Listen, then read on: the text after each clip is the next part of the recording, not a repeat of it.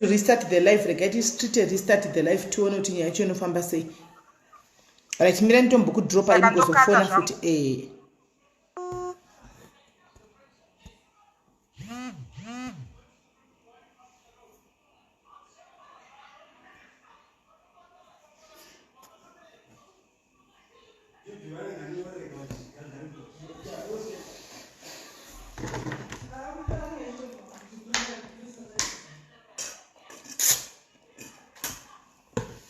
inetwork amene zvairi kuita guys.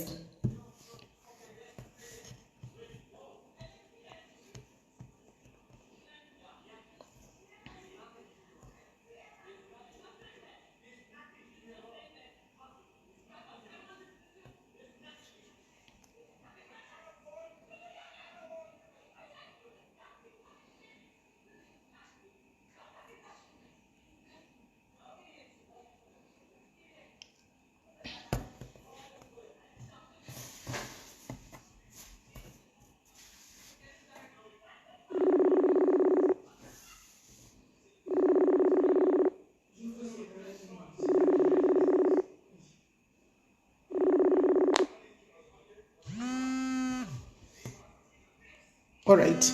Ask Kudaira Rigatideze. Right. Hello. Yeah, I'm ready. Yes. If I can. Yes, we are back. Yeah, Musha, we are back on live. Network edu yanga ya dakwa. So we are back on live. Nice try ku ningira yanga isinga yansopinda. Because no red dakwa. Enga ya kata. Network ndatatombo ikata ndikatanga futi live pa new one because network yanga ya dakwa. Oh dear. Right. Right. Okay. I see. Okay. So we're practically okay. We're gonna be. I see. So do you want me to throw a question here? I wanted to ask the lady. Is she still here? Muchembere Soko. All right. You know what? The number that number yanayo ndo ifoni or kufona iyi. Ndandai my number. I don't know if you have seen it. Kuti kwanse kudi kufone ipapo but iwo unengo sina kuiona kuti iwo umire apa iyara apa mchibvunza na ma questions. Mira ndinoti anokwanisa kuwandiwera. Right. No, number one. Let me bring it back.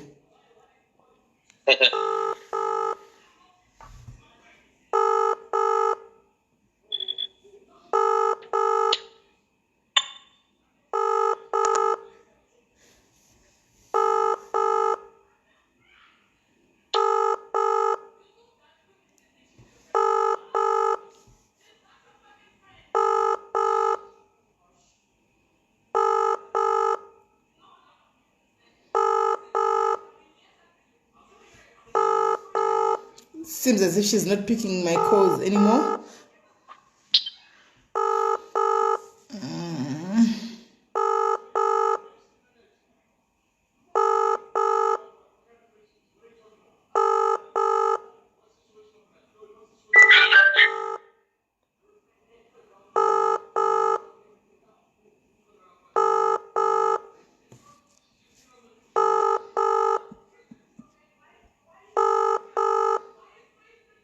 No, she's not picking anymore now. Let me try once again.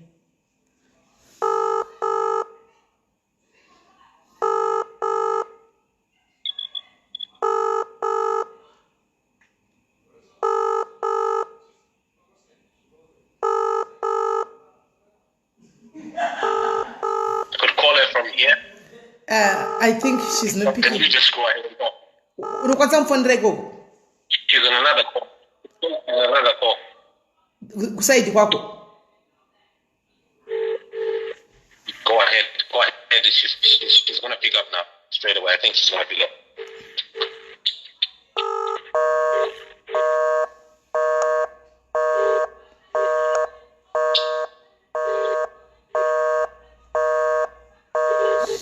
She's on another call.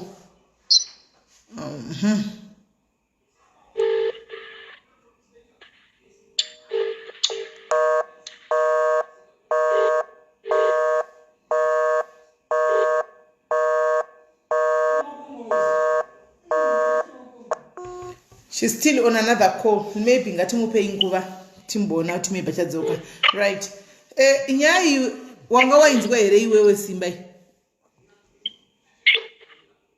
Yeah, I was also trying to understand what's going on because the lady who's been complaining, she had told me to know what the plan is. Because she had asked me also, she had asked me also to look into the matter, and then we were so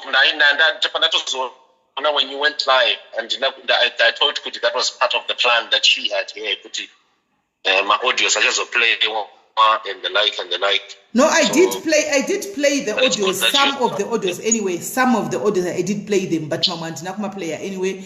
But nyaya yatanga tikudai isusu stereki ndeye kunza ari kubata vana vasikana chibharo. Saka ndisina kuplaya ma-audios ese zvawo. Ndapane andanda player. But aripo ma-audios acho I don't think kuti pane anoenderana nezvokubata chibharo. Anenge asinei nezvechibharo.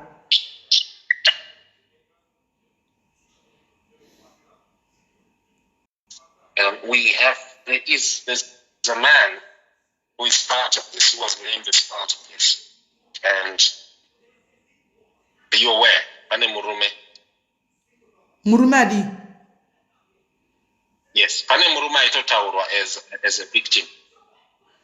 Muruma itotaurwa as a victim kuti akabatwa futi? Yes. No, we never heard about that one. We just heard kuti pana vanonzi Pastor Casper vari kudanana naye Fungai, but pastor vauya vakazviramba pano. Well, there is a man. They said there is a man. Okay. Wow, I didn't. Murume yakarepiwa futi. Yeah, we were going to have everything. Everything was going to be laid out. It was supposed to be like yesterday. So that's why I wanted to catch up with you and see how far, and if this is a compilation now of the cases, and then Marta could answer for this. But when she said that she is gay, did she mean it or she was joking? I'm not so sure now. I don't know because she just practically said kuti kuva gay hazvirambidzwe. I can be gay, but andina pandaka kunyenga. Okay. And then, but she didn't deny asking her to come to the hotel, did she? Tikutaura nezveupa because pane two panapa kavakadzi vauya panapa. Pane two vakadzi vanapa. Pane vauya one ari vanonzi musendo koita one ari kuti angabhukirwa hotel but haana kuitsoenda kuhotel kwacho. Yes, hotel. Is Marota denying that she asked this lady to book a hotel? No, ari kuti zvaana kukumbira akangoona hoteli yabhukiwa and ndopa akabvunza vanhu vakamuti usaenda. Fungai Marota ari kuramba here kuti she booked. She wanted to get a hotel booked. No, musikana atitaura haana kuramba. No, haana kuramba. So Fungai to like this. What is she? Fungai haana kuramba. No, Anna. But there you see, we could start from there. That there is a tacit admission there by her. Not your fact that can be read as a Yekuti.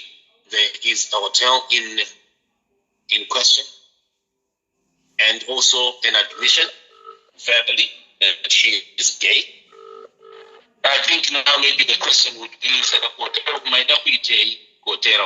yeah, but on the other hand, Simba, listen. On the other hand, if you want to be tichida kuti taura sezvazviri pafair chaipo besides tisingatori heti yedu kana kuisa apa kana tichi anditika mugay lesbians havarambidzo kunyenga kana vakanyenga and apasati apana evidence rabuda so far kuti musikana uyu akanyengwa angobvunza musikana uyu kuti pamainditi tinde kuhotel maida kunondinyenga here handiti iye muchembereso kwakati andirambidzwe kana ndiri ngochani kuti ndinyenge munhu handika saka izvo zvandifunga kuti pane mhosva ipapa so far hapana mhosva ipapa. Yes. Okay. So but agree that she has admitted so far that she has had a hotel, an intention to meet this lady in a hotel. No, that one I don't know. You left to go back to life. Life yachona yese yapera. Quite clearly, maybe motivation and it's not just enough. But that's put it quite clear. She wanted here, something. Yeah, she wanted she definitely wanted here to meet in a hotel.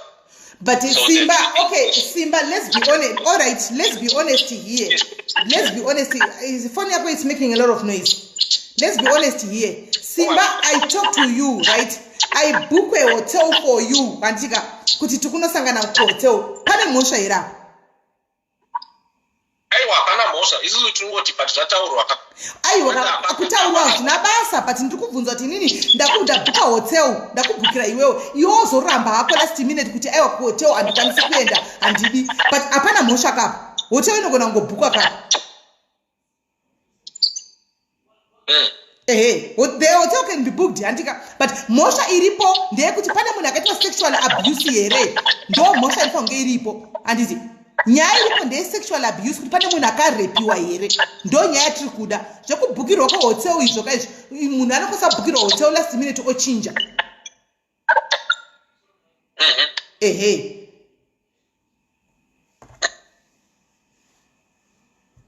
Right.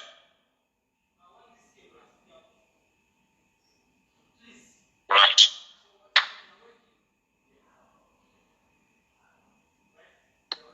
Yeah. Are you there? Yes, I'm here. This lady is not picking up her phone.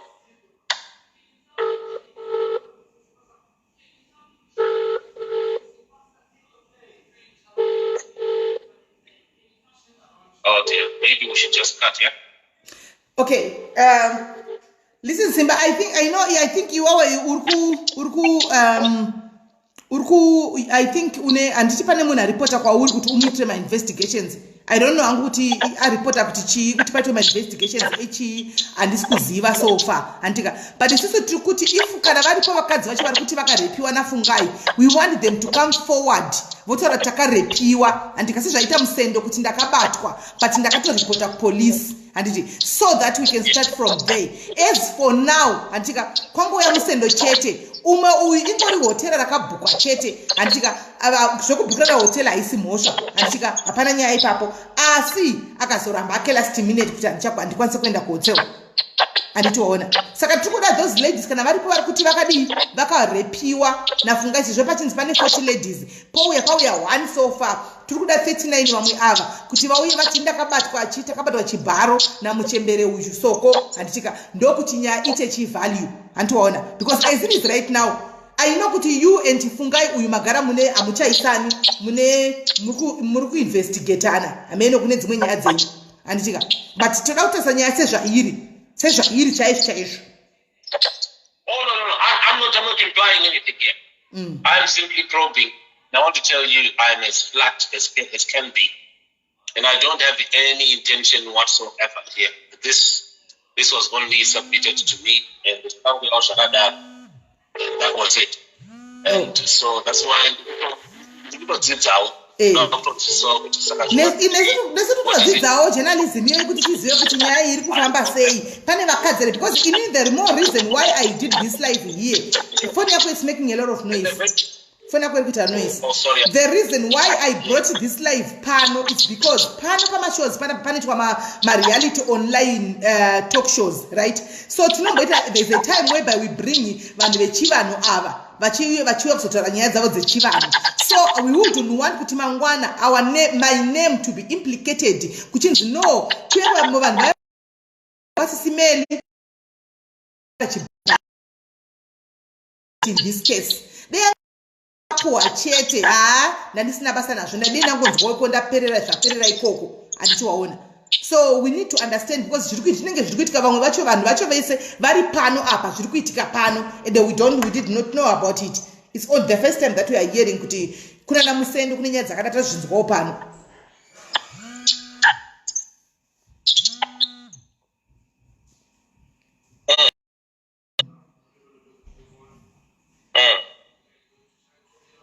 Zanzi Muchembere owned up that she wanted a sexual encounter. Dimangela Foreman.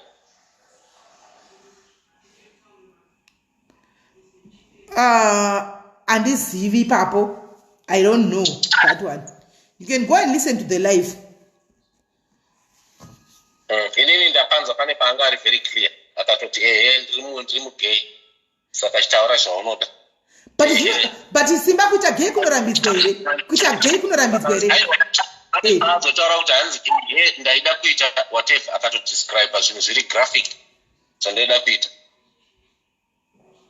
Okay, I think I didn't hear that one. But I think kuita gay akurambidzwe because I've heard so many people so far right now nyaya iri kunzi kumapurisa. Anditika nyaya iri kumapurisa kudai so mapurisa ndiwo achadza chokwadi andiona. I still remember kuna vanhu vanototi iwewe simba utori gay pauri papa, and I've always said kuti hazvirambidzwe kuti simba aite gay, hazvirambidzwe kuti simba aite gay kana ari gay.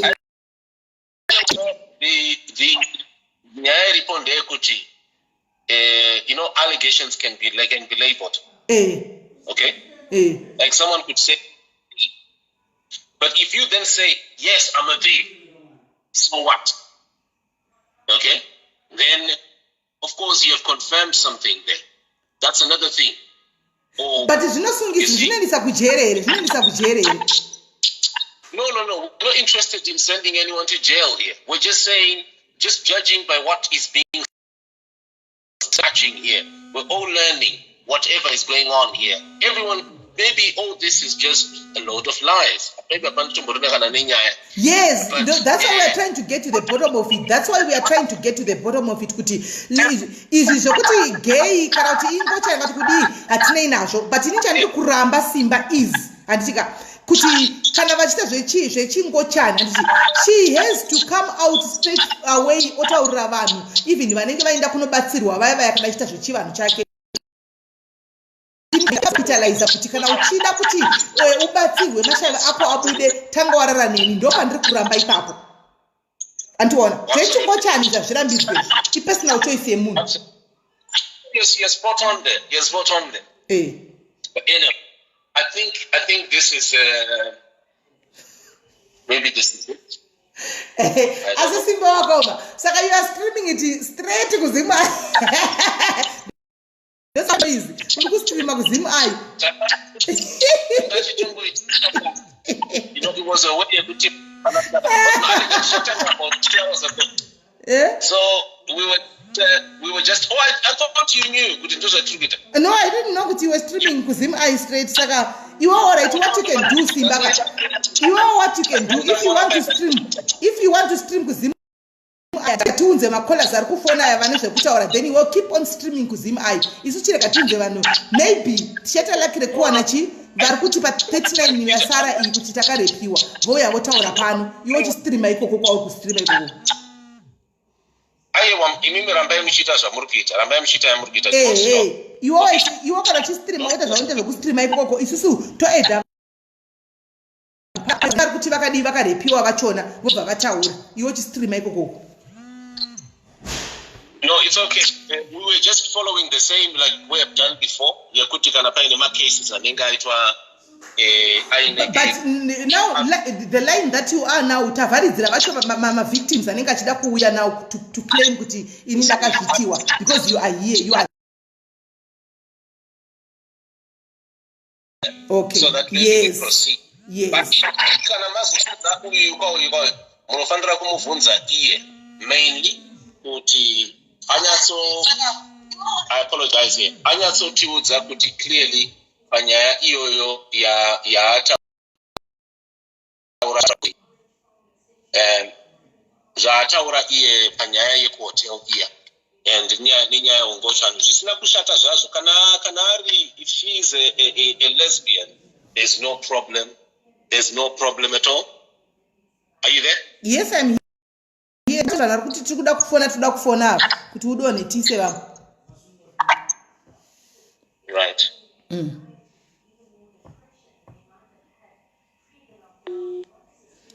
right regaitise vamwe tinzwe.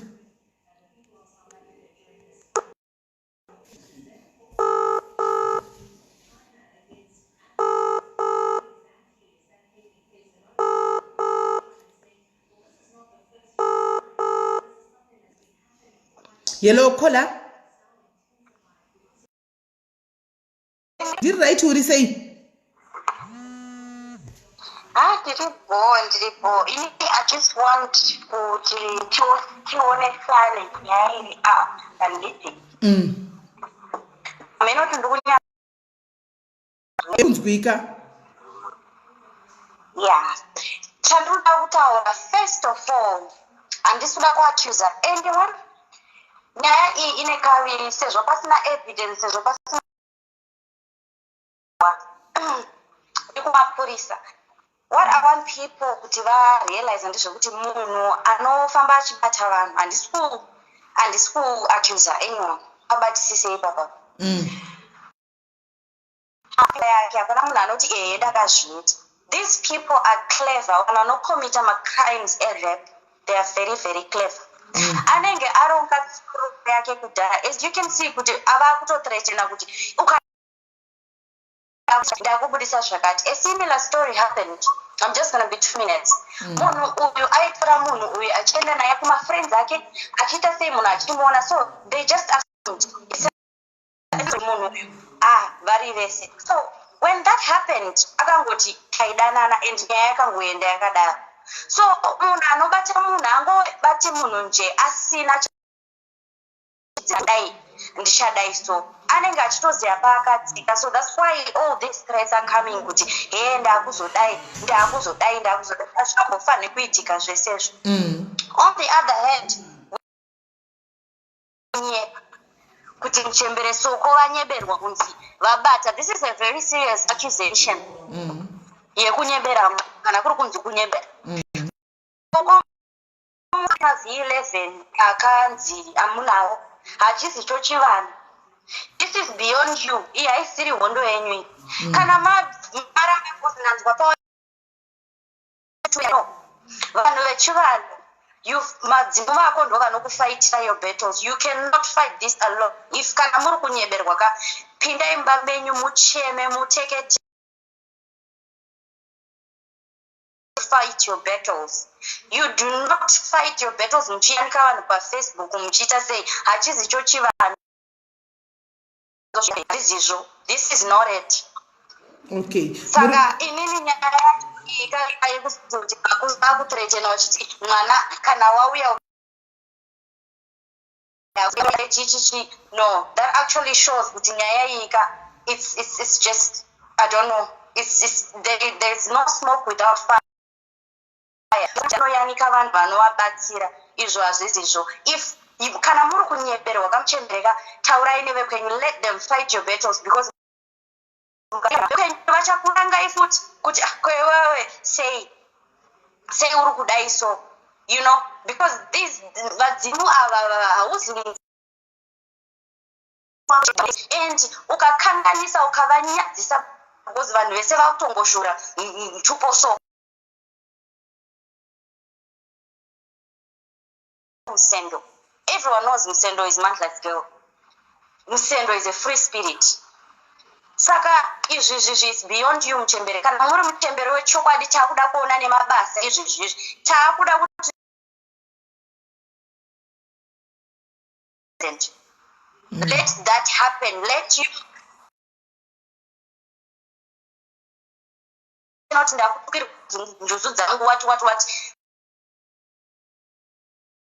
yake anotaura kuti handisi wakandituka paya nambozviona hangu, maybe I mean, but kana muri muchembere chaiye the truth will set mabvi nemagokora pasi. Facebook is not just a sex position. maArab anoisa mabvi nemagokora nefacebook pasi kudai vachitaura namusiki. Try that. Zvose zvichaita reverse kudai. Kana vase vari kunyebera vachauya vachiti sorry Mchembere Soko. You know what to do. Ndapedza ndatenda.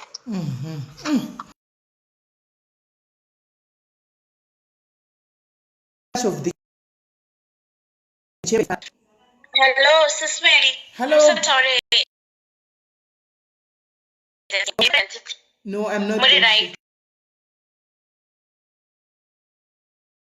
Air bill. I'm. But muchembere soko.